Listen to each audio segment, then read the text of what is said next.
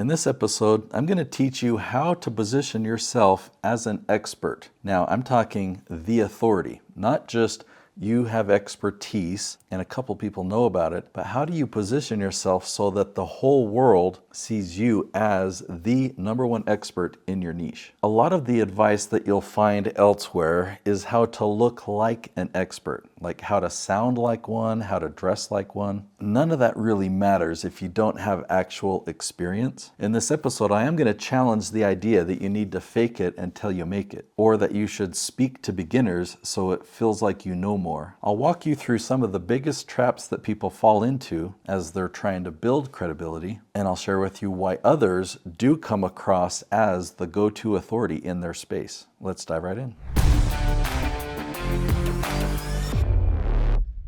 So I don't know how this misconception began, but there's this idea that if I teach beginners, then they're going to see me as the expert. Well, the beginners will, but who do you want as your clients? What happens if somebody that's more advanced sees your beginner video?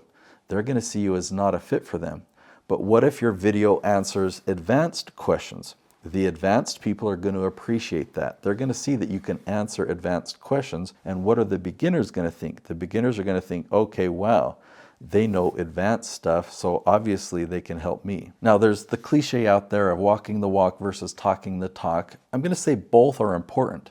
You need to talk the talk. The reason you want to do that is that's your marketing, right? You've got to get your messaging out there. You have to be able to know what you do and put it into words, right? So talking the talk is important, but it is worthless if you can't also walk the walk. So another way to put that is, are you 100% academic? You've read all the books, right? You've seen all the research. You've done research yourself so you can talk the talk. But have you actually been in the trenches? Have you actually implemented it and learned when the rules work and when there needs to be exceptions? So there's different levels of expertise. So one is through study or observation of others and learning from others, or just research, right? Where you learned how to go from point A to point B. The next step of expertise is actually doing it. Have you gone from point A to point B? That gives you a lot more credibility and a lot more confidence in your expertise. But there's another critical step beyond that. Can you help someone else go from point A to point B? It takes a different skill set. And so maybe you're really good at yourself going from A to B, but until you can figure out how to help somebody else and lead them along and ensure that they get to point B, until you can get to that point, I would not market yourself as an expert. And from the consumer side, if you're looking to hire an expert or a consultant or coach, you got to verify that not only can they talk the talk, but that they can walk the walk, that they can help you get from point A to point B. There's a lot of coaches and consultants out there that can only talk the talk, but when they hire you, that's all they're going to do is just talk and share the theory and share the ideas. They're going to relate stories and tell you what other people have done, but they don't have a system in place to help you accomplish that result. Now, if you really want to position yourself as the go-to authority in your space, know what your space is very specifically, and don't talk about or don't give answers to questions outside of that space.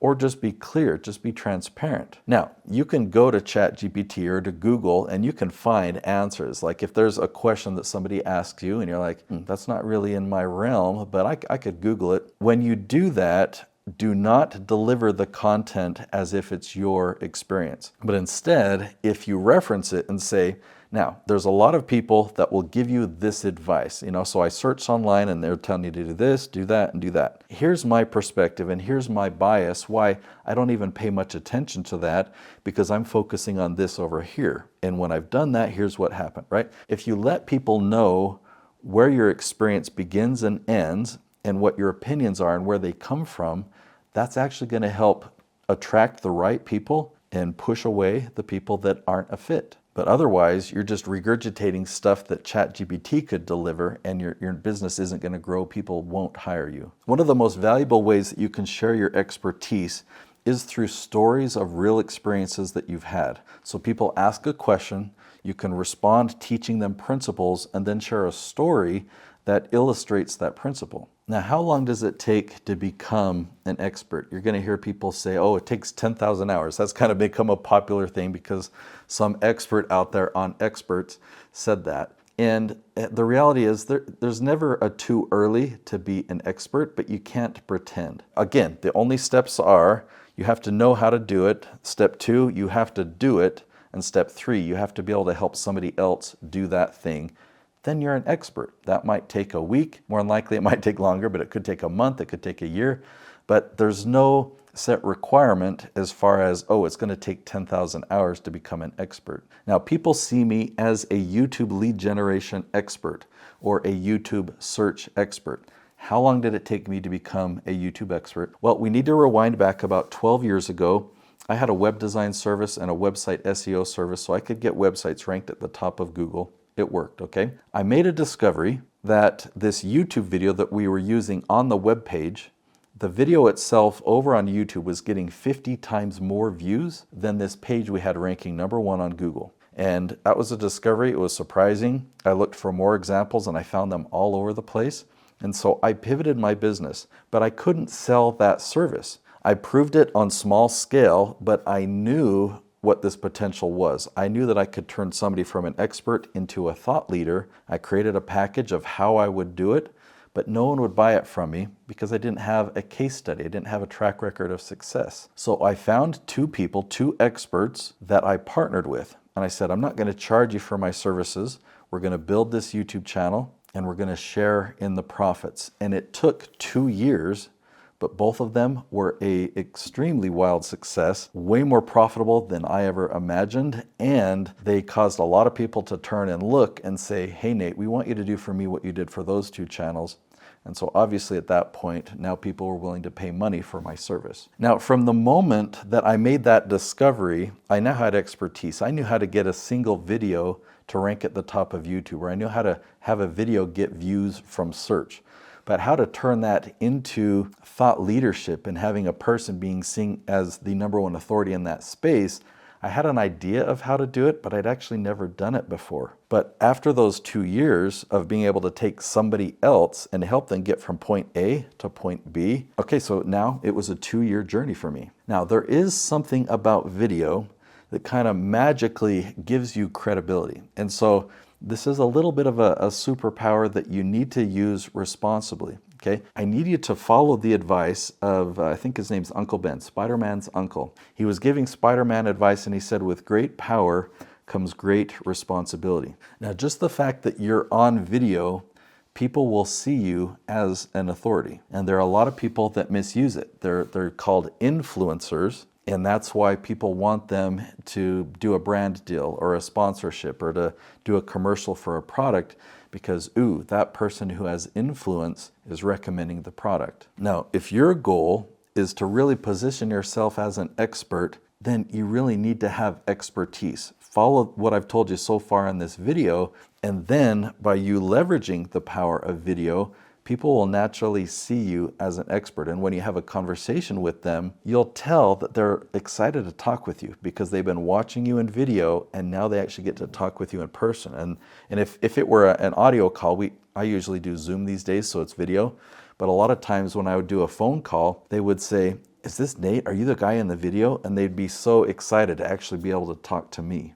Do I have to call myself an expert to get people to trust me? So I would say calling yourself an expert before you've established any credibility will actually cause people to raise their eyebrows and question, like, okay, let's see if he can actually walk the walk, right? That saying it is not going to do anything for your credibility, okay? But being able to showcase the work that you've done or the people that you've been able to help and giving them case studies, giving them examples. Now, obviously, you need to have confidence, but the more that you've done it, you can tell people exactly what it takes, or the more expertise you have, the more you can answer their very specific questions. So if you have any thought of, well, do I need to introduce myself or tell them about all my degrees or my credentials or my titles? I would say no. Don't worry about any of that. When people find you for the first time, they have a question and they're in a what's in it for me mindset. They just want to know the answer.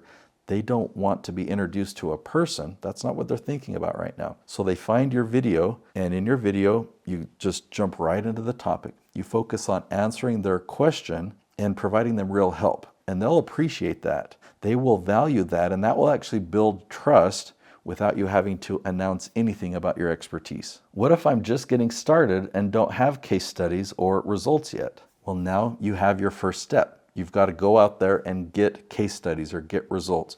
Offer your services for free. How do I know if I'm qualified enough to teach or coach others? Well, coaching and consulting are different, right? So coaching, you've mastered a coaching method. You know how to ask the right questions and pull out the right answers from your clients. And so somebody can be a CEO of a Fortune 500 company and you know nothing about it, but yet as a coach, you can provide coaching to them. But would you be able to consult them and actually give them advice of what to do?